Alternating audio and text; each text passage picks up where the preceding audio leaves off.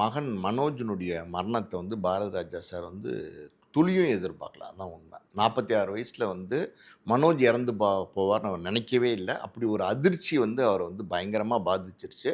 அந்த அந்த அதிர்ச்சியிலேருந்து அவரால் வெளியில் வர முடியல. ரொம்ப செல்லமாக வளர்த்தார். மனோஜ் வந்து ரொம்ப செல்லமாக வளர்த்தார். எலைட் கிட்னு சொல்லலாம் மனோஜை பொறுத்த வரைக்கும்.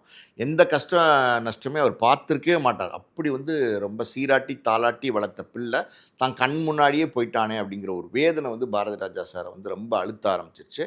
அதுக்கப்புறம் பாரதி ராஜா சாருடைய உடல்நிலை அது ஆல்ரெடி வந்து மனோஜ் உயிரோடு இருக்கும்போதே ஹாஸ்பிட்டலில் அட்மிட் ஆகிறது, டிஸ்சார்ஜ் ஆகிறது அப்படி தான் இருந்தது.